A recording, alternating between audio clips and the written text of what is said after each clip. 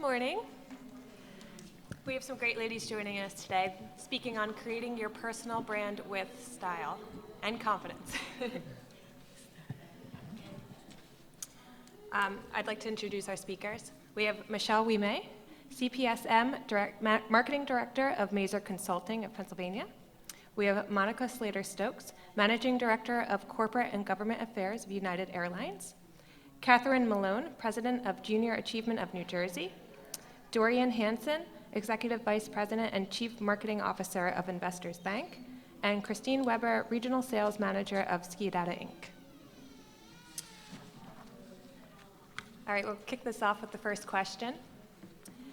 What is your background, and did you picture yourself doing what you're doing now? If not, how have your goals changed along the way?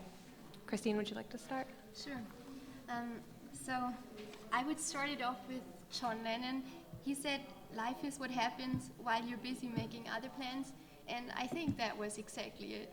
So to your question, hell no, I really wasn't thinking that I ever end up where I am right now. So I'm holding a law degree, I was in a law firm for a while, but I've really figured out very quickly that this is really not mine. And then, I'm now stuck in the parking industry, which isn't even a parking industry as such. And I'm doing sales there, and I'm leading a team in a very male-dominated industry. But I really love that a lot. So it's really great, and it's so different to what I started off with. The other question that you had, like how to define, what was it? You were also asking about the goals and if they have changed along the way. So honestly, I think when I did my law degree, I was thinking I'm the next Ruth Bader Ginsburg. Now I'm happy with just having my team and making a difference there. But I mean, the big picture still is I want to make a difference and still want to be a good leader for my team and want to support them where I can. Thank you. Monica, would you like to? So I'll jump in, and I'm a little chatty, so I'm going to try to keep it, but I definitely did not expect to be here. My career took a circuitous route. I thought I was going to be a lawyer, a defense attorney in the spirit of William Kunstler. I did everything in college and focused on that goal. I had no interest in the political world at all. I was disillusioned and frustrated. And this was a long time ago, a long, long time ago. I ended up in the political arena sort of by happenstance, volunteering for the Clinton campaign and then working for a local councilman, and then that turned into a job with U.S. Senator Frank Lautenberg. This was not at all outlined by me. And so because my career took a circuitous path, I will admit, and we'll get to this later, that I was not at all intentional about the way I was managing my career. And so my goals absolutely changed when I became aware and more intentional. Thank you. Anybody else like to speak on this? Sure. I grew up in a very poor family. My mother had me when she was 20. She did not graduate high school. She had myself, my sister, my other sister, and was divorced by 24. So she was a single mom with 3 kids. We were on welfare. So I believe strongly in social programs. So, when there was nobody there for my mom, at least somebody, reached out and there was a hand for her, and we had a safety net.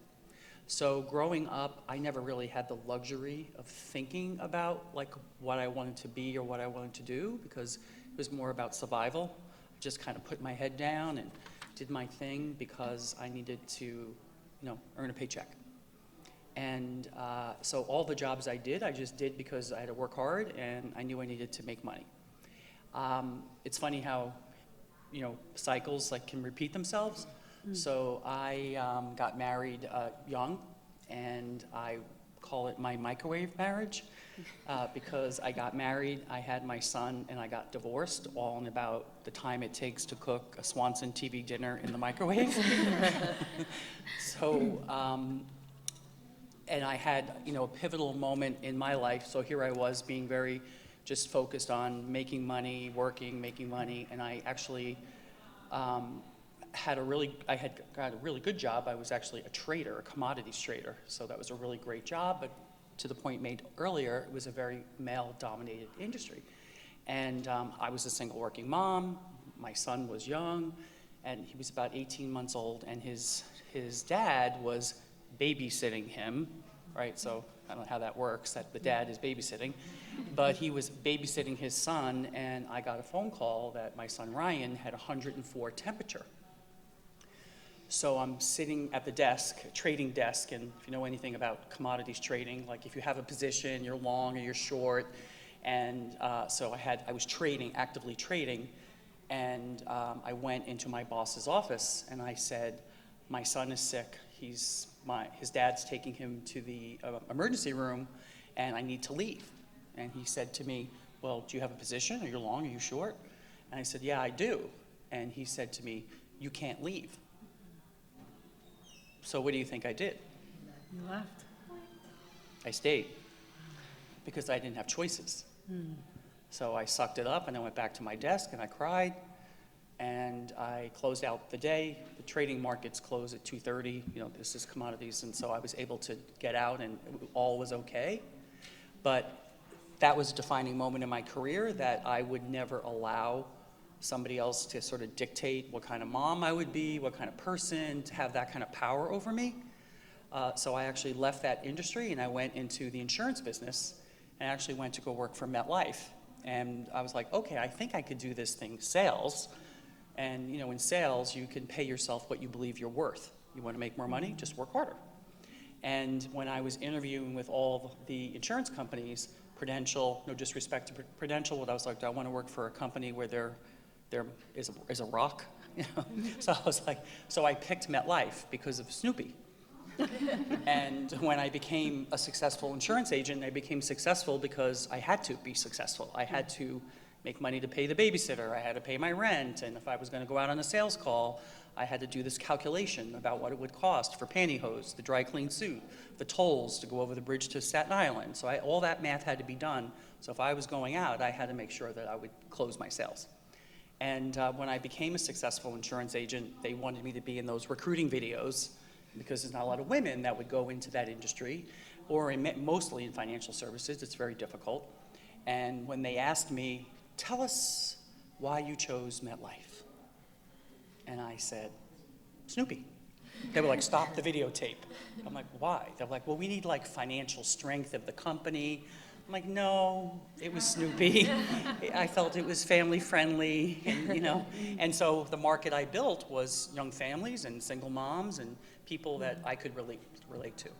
So that was my moment. That's really inspiring. Thank you. Thank you. We're going to move on to the next question.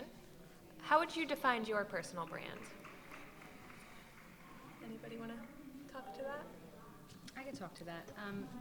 I would say that I started to build my personal brand when I was very young. I had 3 children in my early 20s, and that's kind of where I grew up, and I learned who I was and what I like to do and how I like to do it. And I found myself always loving to be learning something or growing or changing and evolving. And so when I entered my career, which was a little bit later than a lot of other people, I took a lot of that experience with me into my career, and I started to find that I had passion for creating solutions, creating environments for the people around me to feel very safe, to take risks, to be silly, to expand their minds, to try to come up with new solutions, and to continually grow. Was probably one of the most important things for me in my job, was to make sure that I was always doing something different, and once I mastered something, move on, because I found myself getting bored. So I guess if I kind of had to put words to a brand, I would say solutions in motion with creativity and encouragement. you. Would you say you found yourself going out of your comfort zone a lot? Yes, I think that's probably the most important thing. I spent a year saying to myself that if someone asked me to do something and my first instinct was fear, that I would be required to say yes. And I did that for a year, and it's an experiment you should all try because it's very eye-opening. Don't say yes if it's for someone else, but if you're saying no because you're afraid, say yes. Is there anybody else who'd like to? So, I mean, personal brand, I'm always not so sure about that phrase. I really like what Dee said yesterday. She said unique brilliance. And I think that what I try to be my personal brand, so more from the inside, that I think recently I started to really be true to myself and really who I am, and not what society is expecting me to be. And especially what I said before within the male-dominated industry, to be yourself and really be authentic and do what you like and do what you love. And I think that what makes my personal brand, I would think. And from an outside, from the style, since that was part of it, I think it's my white sneakers. Monica, would you like to touch on this? Sure. I struggle with this concept of personal brand because I often wonder if men, I haven't done the research, but I wonder how men talk about personal branding, right? Because I suspect that they don't really do that. They sort of naturally walk into their roles, network, decide what works for them. I think we spend an incredible amount of time figuring out how to package ourselves, right? We're overthinkers.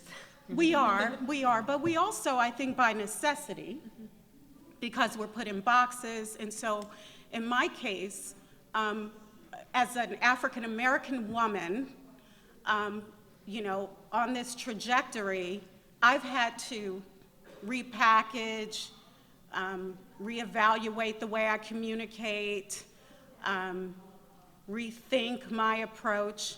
And I'll tell you, I embrace personal branding now. I just question how much energy we put into it. But I see the value. I did not learn how to or think about personal branding until Continental Airlines merged with United Airlines. And I'll walk you through that as quickly as I can.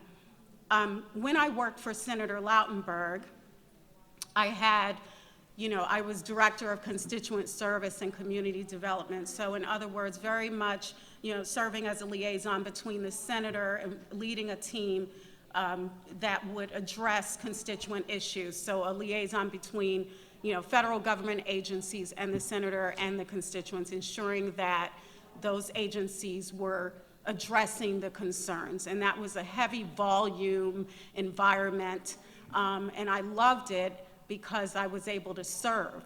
However, I was stuck. I was stuck in that role, and I wanted to be more active in the community and more engaged in decision-making in terms of, guiding constituent groups and being more of a strategist. But I had no avenue to really do that, just by nature of how the office was structured. And I remember feeling down about that. And I had to end up creating my own opportunities by saying, I want to do community development. And so eventually, there was a title change, right? And that allowed me to go out into the community and do the very thing I wanted to do. But it took me time to figure that out. And even then, I didn't have this concept of personal branding down. And when I joined Continental Airlines, I still didn't, because I was intimidated by my new role.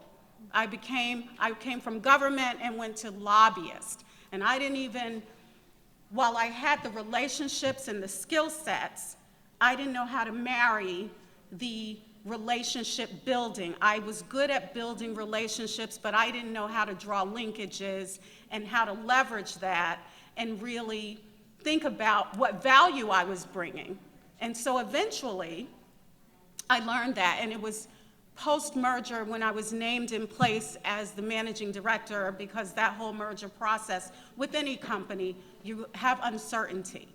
And I think that helped my confidence, because you go through this period of not knowing where you're going to be, and it really helped my confidence, and I said, I'm valued enough for me to be in this position, and because of the restructure, it became a bigger position with more responsibilities, and it morphed into exactly what I wanted to be doing.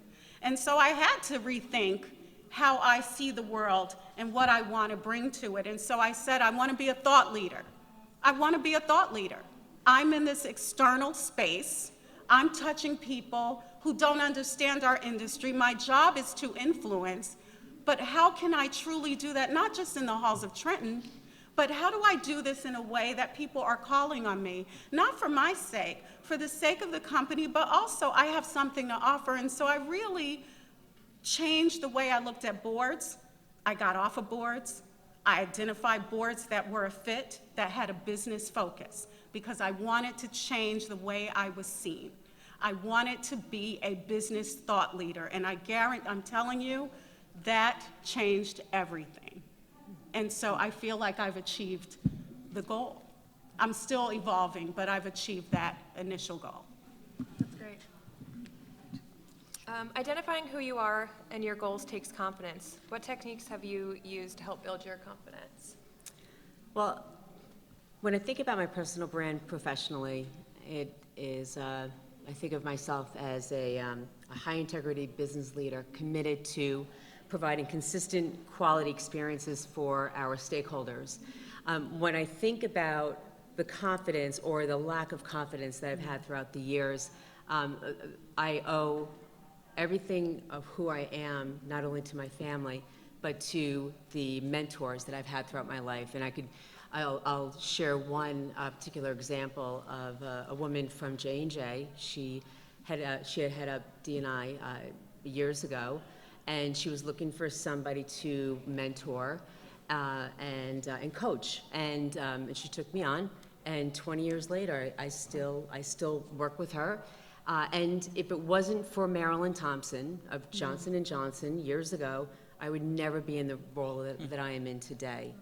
So I'd say, in terms of confidence, reaching out to mentors, there are so many people in this world that really want to help other women, and many of us have confidence issues. Yes. And it really is building your confidence by learning from others and listening to others, because sometimes we don't think much of ourselves, but others see something in us that we may not have seen in ourselves. Yeah.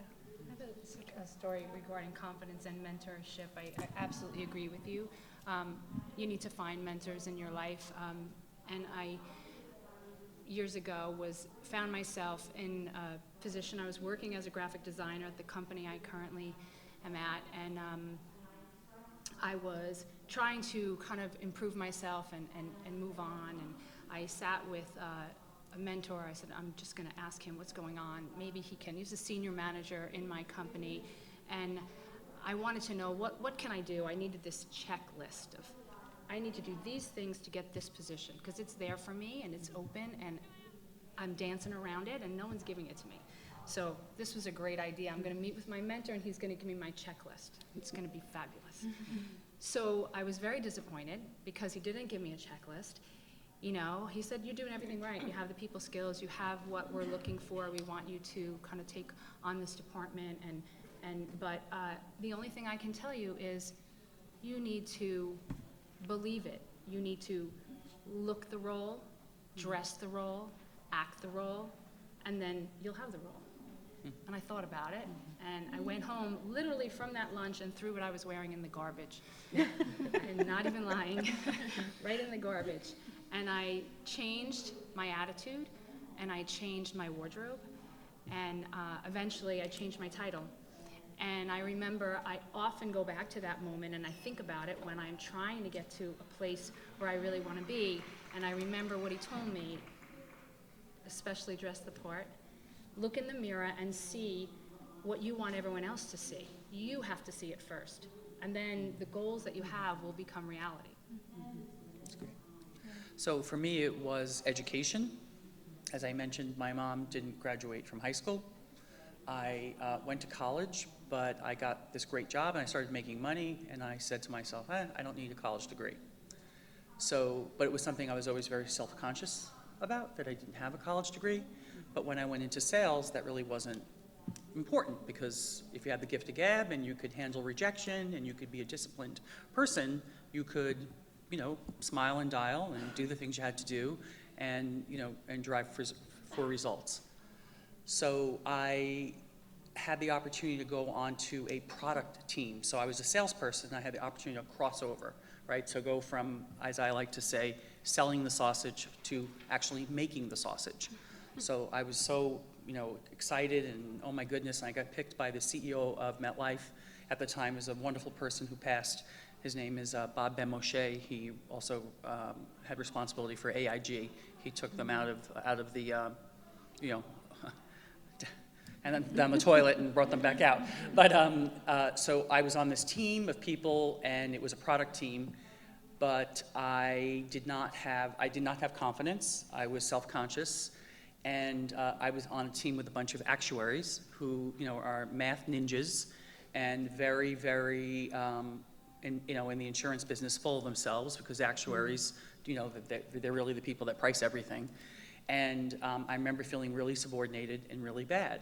And I went home and I looked in the mirror and I said, you need to take a hard look at yourself, because if you have these aspirations, you have to look at what you're lacking. And I was lacking a college degree, and I was lacking an MBA. So I felt a lot of shame about my education, and that was my stuff. Nobody made me feel that way. It's how I felt. So I actually secretly went back to college, didn't tell anybody because I had shame, and completed my college degree, and went to my boss, but never told my boss I didn't have my college degree. I just was like, if I could get into a good business school, would MetLife sponsor me? So the assumption was, of course, she had a college degree, but I didn't. So I completed my college degree in May, did the GMATs over the summer. It was horrible, and applied to Columbia, got accepted into Columbia, and got my company to pay for it. So when I graduated from Columbia Business School, my son graduated from high school. So that was, for me, a moment. As my sister said, you're ridiculous. You've always been intelligent. You've always been smart. But you remember The Wizard of Oz, when they gave the Scarecrow, what did they give him? A diploma, right? Because he finally had a brain. So that was me. I was like, oh my goodness, now I have a diploma. Now I have the whole package. But I also did learn a lot. I mean, I learned a lot in school, and it did give me the confidence around strategy and finance and those things, those skills that I clearly didn't have. And that, you know, really allowed me to take off in my career. I learned wonderful things in school. I met incredible people, really smart people, and then I was able to cross over and go into a completely different industry. So for me, education is incredible. Yeah. Thanks, Ryan. Building your personal brand means sometimes saying no to things that don't align with your goals, but saying no can be one of the most difficult things to do. How have you balanced this throughout your career? Have you found it difficult to say no? Anybody want to take that one first? It's Sure. my favorite question. And there's someone in this room who will disagree with me that I know how to say no. But let me just say that textbook case, you know, we women, right, we feel like we have to work, you know, 25, 100 times harder. We feel like we need to be everywhere, not all of us, but many of us. We need to be everywhere. We need to show our, you know, prove our value. We have to show up. We've got to juggle. We have to multitask. And so I succumbed to that a long time ago, and I did that constantly. I was trying to be everywhere. I was burning the candle at both ends. I kind of still do that, emailing at 5 a.m. and emailing at midnight, and people are like, when do you sleep? But just this habit of feeling like I have to answer within 24 hours. I cannot leave something unfinished. But the burnout is real. The burnout is real, especially if you have a demanding job in a dynamic industry, which is fast-paced and constantly changing, and you never get a handle fully on the industry because it's just changing all the time. And so you've got to find balance. I believe that I have learned to say no to the things I should say no to, and yes to the things that I need to say yes to. I didn't understand that distinction, and I often say yes to things that some might not understand. So if a young college student comes to me and says, I want to be in your industry, or I want to do government affairs, I'm going to take the meeting. I'm going to take the call. I don't care how tired I am. I'm going to spend the time on that call. I've done conference calls with young people, students, millennials, you name it, because I really believe that that's important.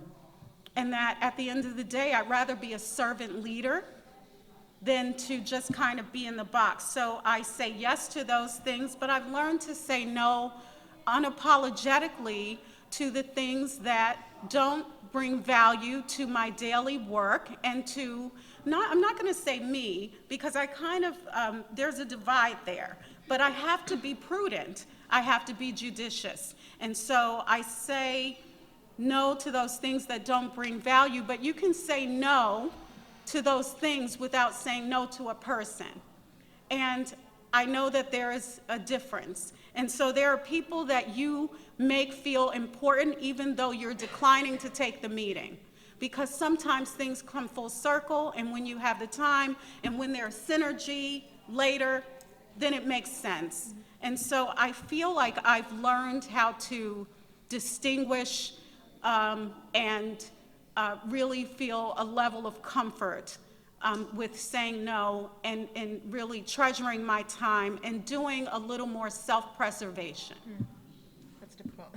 Very. Is anybody else good at saying no? Yeah, I would say in business, as having been like a people pleaser, wanting to make everybody happy, whether it be in my home life or at work, or trying to show up competent, like, if it's to be, it's up to me, I got to do everything, and realizing that you have to pick your spots, and I call it the power of no, and Steve Jobs talks a lot about that, and there's a lot of power in saying no and knowing your spot, and recognizing that if you say yes to everything, you put stuff at risk. It could be your health, it could be your family, it could be objectives you have in your business or your career. So I like to sort of impart that on my teams, that we have to stay focused on our objectives, and we can't put those things at risk. And that may not be popular, but if we can get the results that we need, and sometimes no is not no forever, it's just no for today. That's right. Yeah, that's a good point. Unless anybody else has anything to say. What steps have you taken to stand out in your field? Christine, do you want to talk on that? Yeah, I love that question. Okay, maybe I answer it with a counter question. And I have to apologize to the two gentlemen in the room, but parking industry is an industry where you mainly deal with late 50-year-old men, rather in a stuffy old boy relationship network kind of thing. So to stand out in my field, I'm 29 years old, a female, and full of energy. So I think that alone, and from Austria, I think that alone kind of makes me stand out of the field. But I think it's also now a USP for me to be female in a male-dominated industry. And I have a little story about that. So my first sidewalk, I had no idea what I was expecting. So all guys, knowing what they were talking about Cat 6 cables, I have no idea still what that all is. But we had that sidewalk, and I was there and wearing high heels and a nice dress and everything. They all were wearing steel-toe shoes and a helmet, and we were walking, I think, around 8 miles.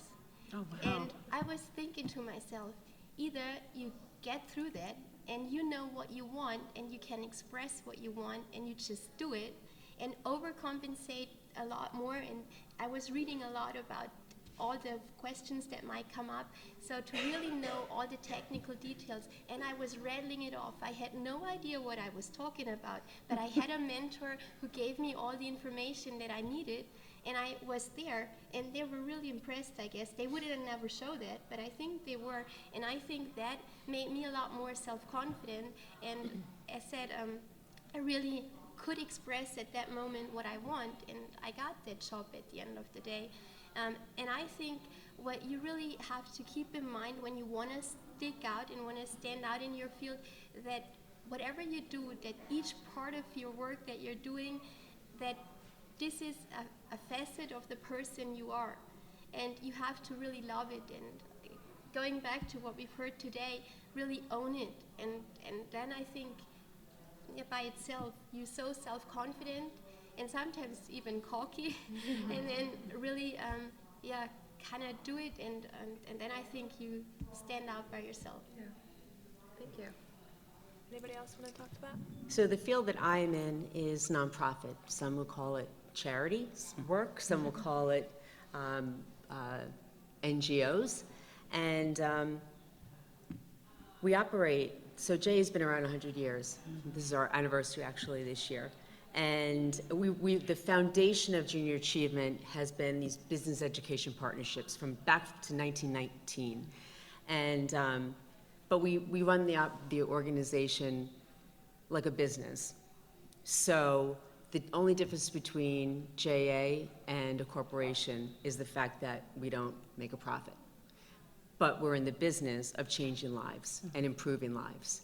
So I think a lot of other organizations have followed our lead in terms of running their nonprofit organizations like a business, but we have a balanced scorecard, we have measurements, we provide the measurements to our board every quarter, and we operate like a business, and the business of changing lives. Oh, that's great. Anybody else want to take this one? Okay. Have you ever experienced consequences of not managing your personal brand well? I definitely have. Yeah. I don't know whether it was not managing my brand well or not even realizing the brand I was putting out there. Kind of to what you were saying before, not realizing that it was a thing and it was important. It was early in my career, and I was speaking with my boss because there was some turmoil in my department, and I felt like, because like I said earlier, I'm driven by solutions. I can't stand not having to be able to fix things, and so I wanted to know if he saw me with a future at the firm in management and being able to kind of take the lead and fix this department. So I sat down with him. Again, I find myself, I'm going to sit and ask these questions, and I'm going to get these great answers. And I asked him what he thought. Do you think that I have a future here in management, and you think that I will be able to get the opportunity to kind of take control of this department? And he said, you have the skill set, you have the people skills, everyone that you work with, they respect you, and they come to you for help and encouragement and solutions and things. So yeah, I think that you really can have a future here with Mazer. And he jokingly said to me, you may just want to check your Brooklyn at the door. And I laughed, haha, that's funny, I'm from Brooklyn, and yeah, I get excited about things, and I get loud, and I'm passionate. So I thought that was funny, we laughed, and then I left, and then I started thinking about it, and I was like, maybe that's not really what I want everyone to see when they see me. I don't want them to think I'm aggressive and that they, I'm shoving my ideas down their throat or whatever. It is to be Brooklyn. So I thought about it and I'm like, all right, he didn't say get rid of it. He said check it at the door. So I thought, well, as long as I know where it is, if I need it, I can go get it. I think I can do this. And so that was a way that I realized I was putting out a brand that I didn't really know I was putting out. So it wasn't that difficult to change. I didn't change who I am. I'm still from Brooklyn. I still get excited about things. I still get loud. My department's loud and excitable. But especially when I'm upset about something, I now pause. I take a moment before I react to the situation, and I'm better able to communicate what my idea is or what I'm upset about in a more controlled, more professional way, and it served me very well. And I do know where my Brooklyn is if I need to get it. I don't have to worry about that. It was also helpful, too, to take what he said and not find it as a criticism, but as something that could help you. And Yeah, we were laughing about it when he said it, and then I just thought a little bit more about it, and I'm like, I should think about this. yeah, So, yeah. that's helpful. Anybody else? Well, I just want to say that I'm a Newarker born and raised. And so I don't know, if someone told me to check my Newark at the door, I probably wouldn't take that so well. I would probably take exception to that. But I want to talk about personal brand in the context of internal and external, because I didn't know how to manage my internal well. Not because I didn't care about my colleagues, but because I was fighting so hard to deliver and stay on this path and this trajectory that I was missing the relationship aspect of, building a personal brand internally. That matters. When you are trained to deal externally, you know how to do that and you get that done every day. It's intuitive, but it's not so intuitive internally, not for everyone. And again, this woman from Newark, born and raised, who felt like she had to work 100 times harder and, dealing with some confidence issues in a new industry, I struggled. And because I'm an assertive personality, so I had two issues going on. I'm an introvert, but do extrovert very well because of the nature of the job, but I'm an introvert. That can be off-putting for people who don't understand that I'm a textbook introvert. Like literally can lock down with books for days, literally get drained from a lot of people after a while. Like I love people, but I have to replenish, right, to be able to go back out and do it. But for those who don't understand, it can be off-putting. And so I struggled with that and had to really be as strategic internally as I was on my external personal brand. And you say, they should be one and the same, but they're not. Sometimes there's an internal a rhythm in every company. There are expectations, and there are ways that people communicate, and there are ways that they collaborate. And I really had to come to understand how that works and implement and be not offended, but mindful. And so I think I've gotten it down. But again, my aggressive, or rather assertive nature, when you're a woman, it gets tricky. Definitely. And finally, do you have any advice for people who are in a rut with their own personal brand? I'm going to go back to my theme around education. So every year I try to do some sort of training program. Right now everything is digitizing, trying to understand what's happening in the world as everything goes to the mobile phone. In my business, that's very important. So I like to take courses, and I like to do at least one program a year, 3-day, 4-day program. It's like sharpening your axe. If you're a lumberjack or whatever, you got to be able to cut down trees. You got to have a sharp axe. So if you're in a rut and you're not doing those kinds of things where you're just being around other people, re-energizing yourself, thinking about things differently, it's really fun to learn, to go someplace and just sit and not have to think about anything else other than the topic at hand. I find it actually very relaxing, and I like that. So I would encourage you that if you feel like you don't know your path forward, to expose yourself to something completely different. At one point in my career, we had financial Armageddon. It was about 10 years ago, right? The markets collapsed. And I actually worked for Legacy Wachovia, the bank, and we spectacularly imploded. And I was living in St. Louis, Missouri. So I bought a house. I left New York. My husband lost his job.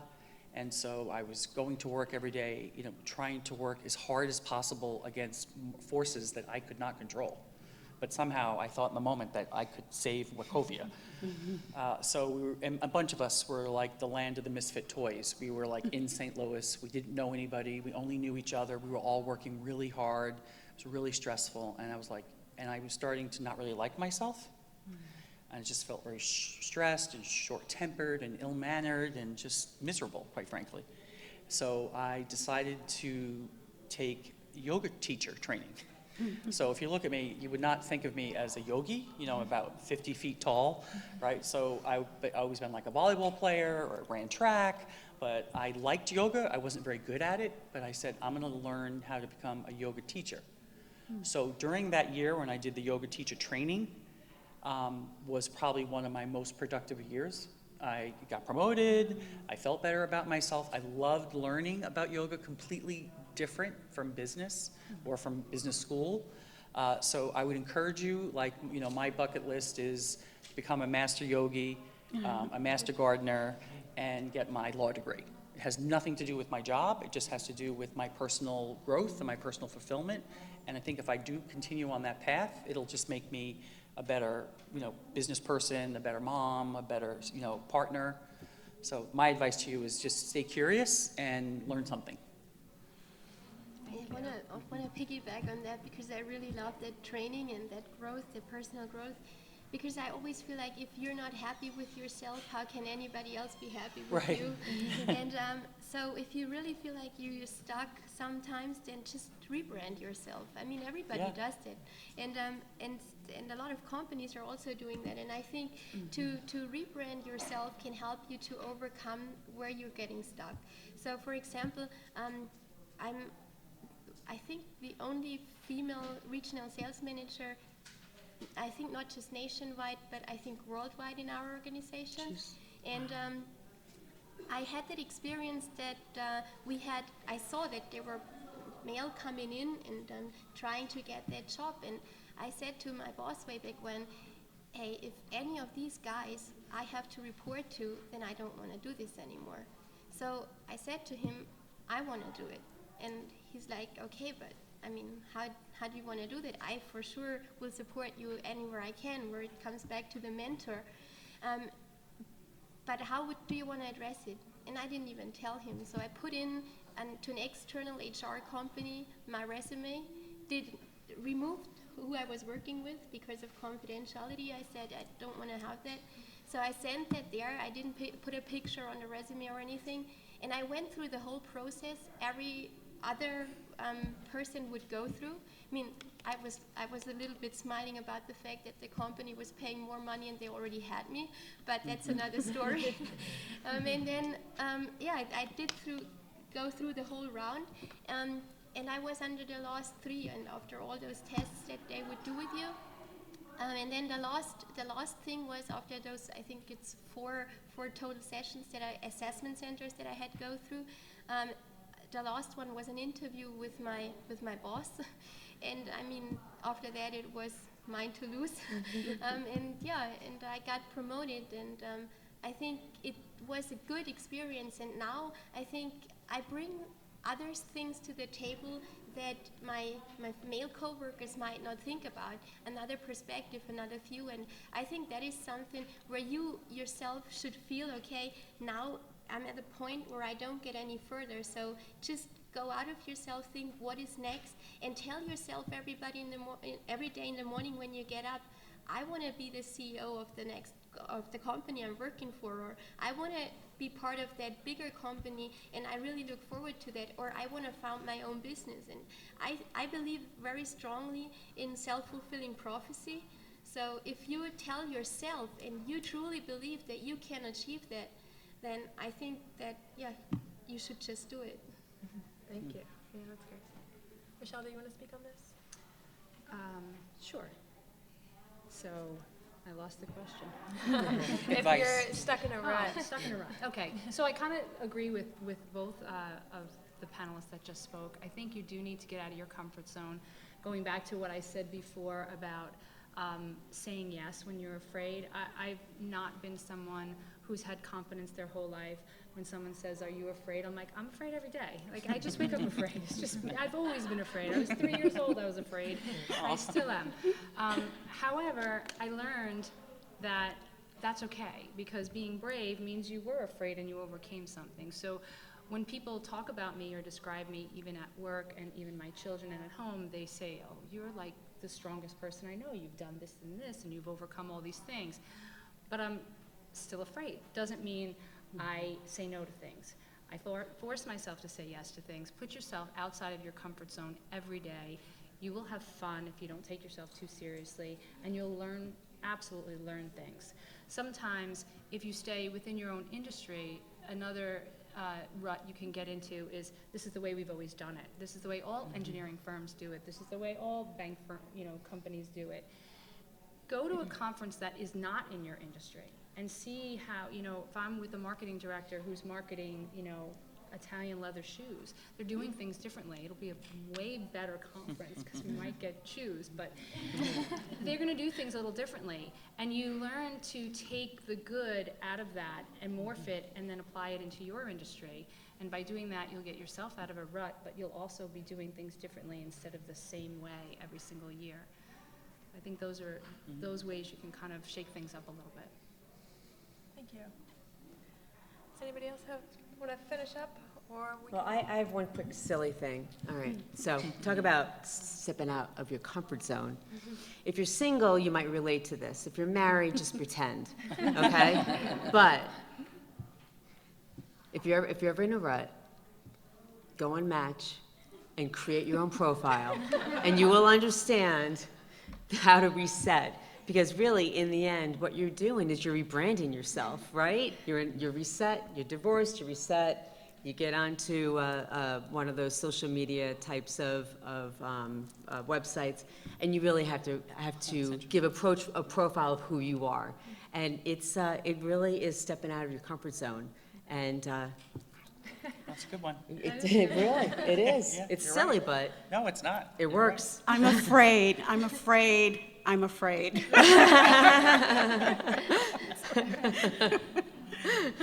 It's awesome. Thank you. I think we're ready to move on to the audience Q&A. So if anybody has any questions, please raise your hand. I'll start in the back.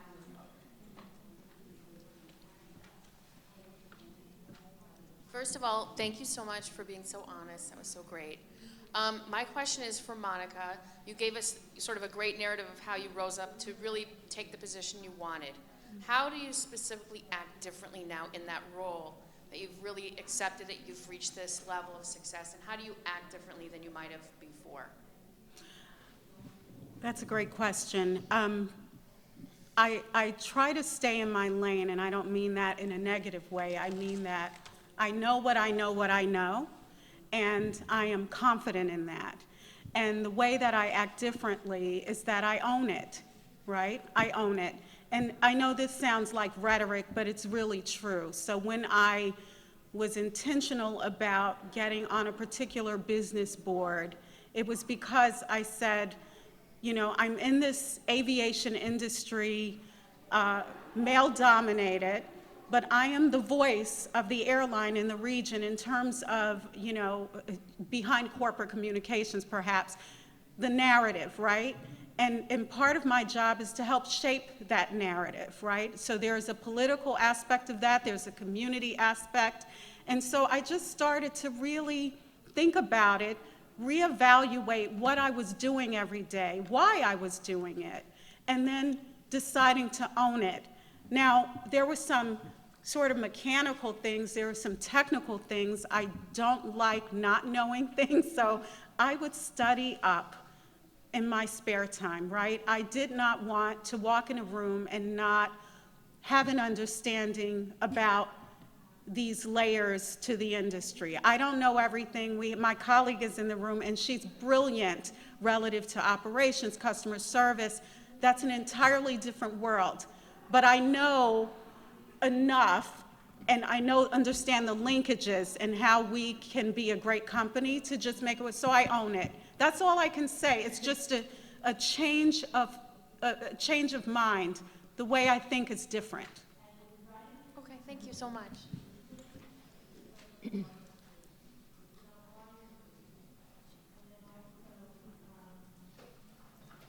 So thank you guys. This question is kind of for anybody that kind of has an answer, but I feel like my personal brand is really strong and I'm constantly trying to grow myself, and it meshes really well with the role that I'm currently in. But something I struggle with a lot is that sometimes my personal brand conflicts with my company's brand, and they kind of get like intimidated by it, and they always ask me if I'm happy, and like I am happy, but if you keep asking me, maybe I'm not. So have you ever been in a position where your personal brand has kind of conflicted with the company's brand that you're working for? No. Anybody else want to answer? I mean, no. I will say that I'm as protective. First of all, I'm not on social media, which is a sin, right? But I'm not. For me, personal branding is as much about what you don't do as what you do. And when I signed on to represent the company, I have to always, this is my view, keep that ever before me so that there is no conflict there. I'm not saying we are completely intertwined. I have a personal life. I know who I am, separate from the company. But when it comes to branding, I don't want the conflict, right? Because I think that depending on where you work, some companies have very strict guidelines and boundaries around that. And so I can't, without knowing more, I can't speak to it. But I do think that you don't want to, be in conflict. You want to have synergy there, right? There's a symbiotic relationship. And so you want to find that and find how you can promote both, because you can leverage the company to enhance your personal brand. You can leverage your personal brand to enhance that of the company. Does that make sense? Yeah, definitely. I'm not a panelist, but I can speak to your question too. I agree with you. I feel sometimes my personal brand conflicts with my company's personal brand. I would say I'm a little bit more vibrant than what our company tends to present. So I do try to balance it, like Monica said, take some of that vibrancy and leave it behind, but still be myself, bring it with me as well. I think trying to fit into the box that the company's brand is isn't always beneficial. I think adding some of your vibrancy, your personal brand helps the company to grow too. It's nice to be true to yourself. So I would say it's exhausting to try to be somebody else. Mm-hmm. And I have done that in my career. When I started to move into management in MetLife, it's also a very male-dominated industry. I tried to show up in a way that was like my male counterparts and not me. Like I would wear navy blue suits every day with the bows almost, like really, really bad. And it was exhausting. It was exhausting. So if you feel like your personal brand, right or wrong, is in conflict with the company that you're working for, you might want to step back and say, is this really the place for me? Exactly. You have to be able to bring your whole self to work. lock, stock, and barrel. This is who I am. And I show up every day, and that's being authentic. So I feel like my relationships with the people I work with are genuine and authentic. There are people I really like, and there are people I'm not particularly fond of, and they're not particularly fond of me, but we respect each other. There's trust, right? I'm not a BSer. Like, what you see is what you get. But if I couldn't show up that way every day, I would have to take a nap. I mean, I just couldn't do it. So you might want to think about where you are in your career, and is this really the right company for you? Or even the right position, too. Yeah, or the position, yeah. Right. And I totally agree with you on that, because I feel like you want to, of course, help the company and enhance what their brand is. But if you don't fully stand behind it and you don't fit in that pattern, you don't want to waste Right. your time there. And you want to wake up every morning and you want to have that passion and go there and say, hey, today I'm rocking it. Right. And you just can't do that when you yourself stand fully behind it. And that's why I think you have to find a way either to talk to your company and give them maybe an idea for a new vibe and a new idea of how they could probably rebrand themselves even. Because Right. that might be a brand for years and years, and that might have a different mindset than you have right now, and maybe that can bring them to Right. to the future. You may have a vision Right. that they don't have. Right. But you have to stress test this Yeah. based on all of the facts and all of the data, right? Like you have to know when you say my personal brand, what does that mean? Is that your social media footprint? Is that the way it can be a number of things that you're talking about. So when you stress test it to decide whether you need to stay or go, or how you can leverage one to benefit the other, that's a process you'll have to walk through. Thank you, guys. Hi. As a recent graduate, literally like this current May, I know that I'm very confident in myself. I was really involved during my time in school, so my personal brand has been something I've been developing throughout my entire academic career. As I'm confident in my personal brand, I'm also confident in my capabilities, but as a recent graduate in an entry-level job, I'm not really able to express that or project that and show that my personal brand can align with the company and my capabilities can help the company grow. So what is your advice to young women in general who are kind of having this dichotomy between having a lot of capabilities but not being able to express that in the workplace because of the position that they're in? I can speak a little bit to that.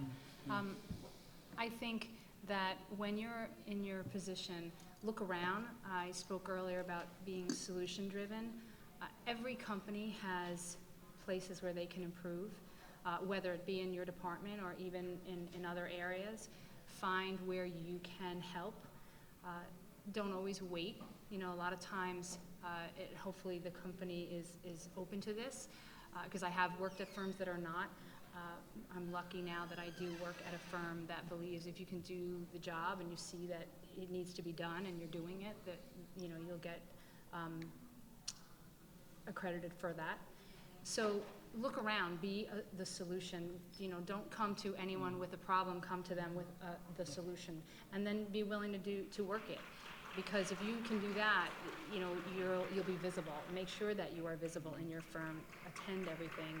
Volunteer. Step out of your comfort zone and do things that maybe you were not brought on to do. I was brought on to my firm to be a graphic designer, and I ended up the director of marketing. I never saw that coming, but I saw a lot of things I wanted to fix, and I just started fixing them, and literally had the role before I was really given the role. I was already doing it because it needed to be done.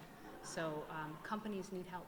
Find their issues. I hire a lot of young people out of college, and I can quickly tell if I have a bright light, if I have somebody who is a high potential, because they're just willing and able to do anything and everything. And they come in early, they stay late, they work hard, they're positive, they're curious. But I also have the people that come into my office, they're like, well, when am I getting promoted? Like, well, you've been working here 2 months, So a little patience, but a lot of enthusiasm, and I can size them up and say, okay, this one is, CEO potential. This one, not so much. So that how you're showing up if you're showing up enthusiastic and motivated in your brand and you have that self-awareness, I have no doubt they know that. Can I That- just add that, remember I said I was stuck when I worked for Senator Lautenberg? I didn't say this, but, and I was so blessed to have worked for him, right? So don't get me wrong. But there was a period where I would literally cry on the way to work, Aw. right? I don't know what that was about. I would cry every day on the way to work. I was forced out of necessity to create my own opportunities. And so I was so stuck, I didn't know what to do. But finally, I started observing, and I said, you know, I really want to do this economic development, growth, community development type work. I want to be an advisor on that. And I just took a chance and said, this is what I want to do. I have the relationships and I have the knowledge and I know the community. And so sometimes you just create your own opportunities, just find it. Sometimes it'll find you, but be patient and But persistent. see if that happens.